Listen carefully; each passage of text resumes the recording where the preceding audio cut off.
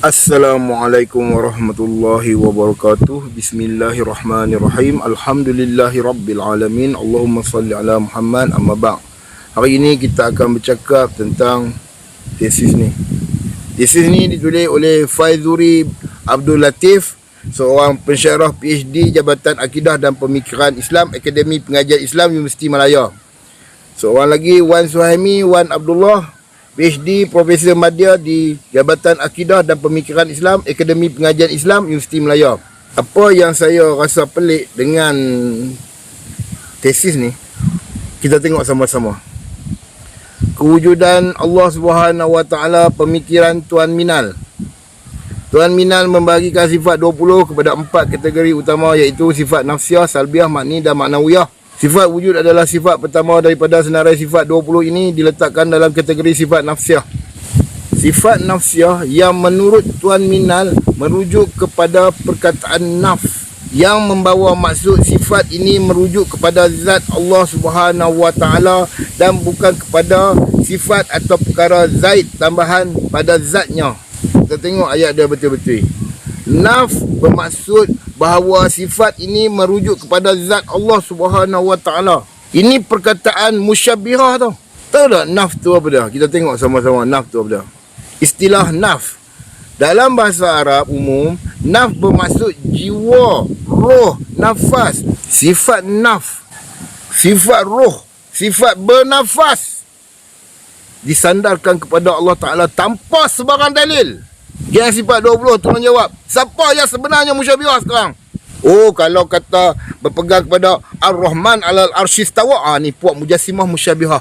Itu perkataan paling kapiak yang pernah aku dengar di telinga aku.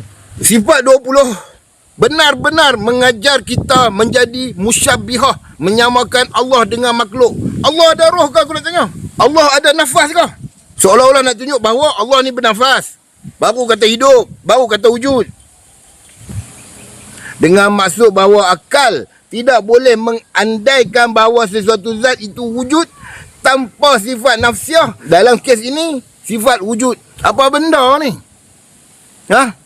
Cipta satu perkataan yang Allah Ta'ala tak pernah letak kepada diri dia, kemudian mengatakan, inilah cara kita nak faham sifat Tuhan. Dengan maksud bahawa akal tidak boleh mengandaikan bahawa sesuatu zat itu wujud tanpa sifat nafsiyah. Okey, aku nak beritahu hampa lah. Kepada puak-puak yang tak reti tentang ketuhanan ni, aku nak beritahu hampa. Allah ni bukan macam mana kita fikir. Selagi Allah tu macam mana kita fikir, itulah berhala dalam kepala hampa. Tak faham ketuhanan, duduk dendam. Aku bagi contoh mudah saja. Ayat yang ada di laut tu, itu ibarat ilmu Allah. Ayat yang ada di tapak tangan kita ni adalah ilmu manusia daripada zaman Nabi Adam sampai hari kiamat. Dengan ilmu yang sejemput ni, hampa nak sembah Allah Ta'ala kah? Otak hampa ni nak jadi lebih pandai daripada Allah kah? Inilah kata pemikiran setan. Orang yang mencipta satu kaedah untuk berfikir mengenai Allah adalah pikiran setan. Kenapa? Allah tak bagi takwil tentang ayat-ayat sifat yang dia turunkan, termasuklah asma' wa sifat.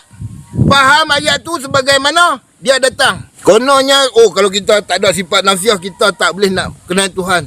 Allah Ta'ala tak suruh kita untuk kenal dia lah. Allah Ta'ala cipta jin dan manusia untuk beribadat kepada dia, bukan untuk kenal dia. Agama Yahudi asal, agama Nasrani asal, agama Islam asal, tak pernah takwil Allah tu macam mana. Tak pernah berfikir Allah tu macam mana. Sebab apa? Kalau kita nak cerita tentang Allah dengan ilmu yang sejemput, tiba-tiba kita nak kenal Allah, itu perkara mustahil. Tak ada siapa yang mampu kenal Allah Ta'ala melainkan sekadar apa yang disebutkan di dalam wahyu. Ada siapa-siapa ke sifat 20 nak bersumpah dengan aku?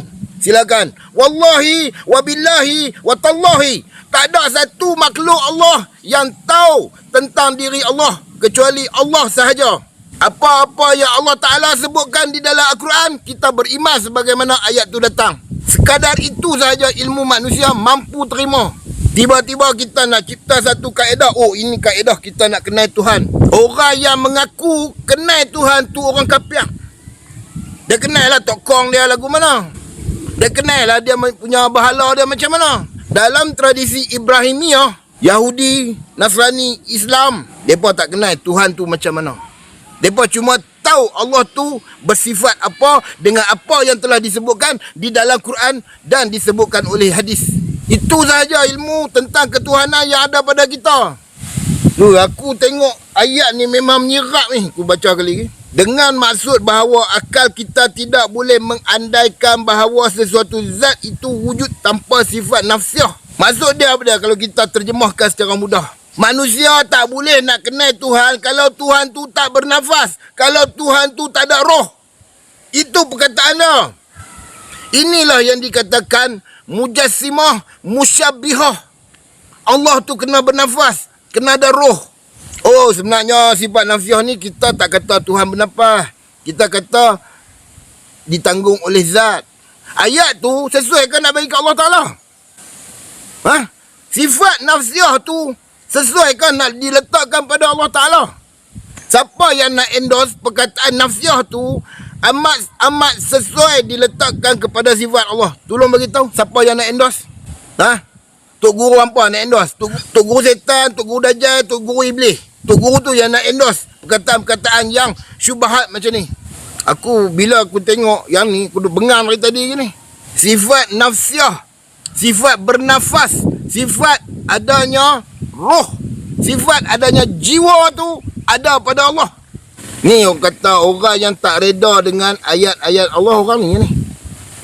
Allah habaq, tak cukup lagi. Kita kena tambah lagi. Nafsiah, salbiah, maknawiyah, sifat nafas. Aku tanya kepada geng sifat 20, siapa yang nak endorse benda ni di depan Allah Ta'ala nanti? Kalau kami beriman Allah tu istiwa atas arash, kami boleh berkata kepada Allah Ta'ala, kami beriman dengan apa yang engkau turunkan, semuanya dari sisi kamu. Tetapi perkataan ni, macam mana hampa nak jawab depan Allah Ta'ala, aku tanya. Tolong jawab. Bagi komen, aku nak tengok. Nak jawab depan Allah macam mana ni perkataan ni?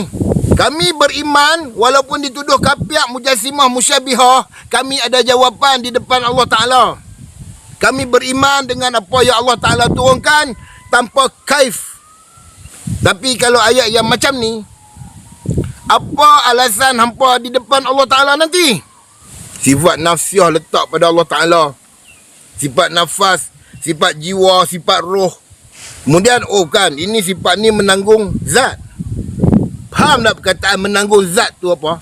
Tak ada sifat ni, tak ada sifat Allah ni bernafas, tak ada sifat Allah ni berjiwa, tak ada sifat Allah tu ada roh, Allah tu mati ke?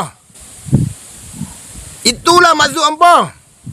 Kalau kita tengok betul teliti apa yang dia sebut, dengan maksud bahawa akal tidak boleh mengandaikan bahawa sesuatu zat itu wujud tanpa sifat nafsiah, tanpa sifat bernafas, tanpa sifat roh, tanpa sifat jiwa.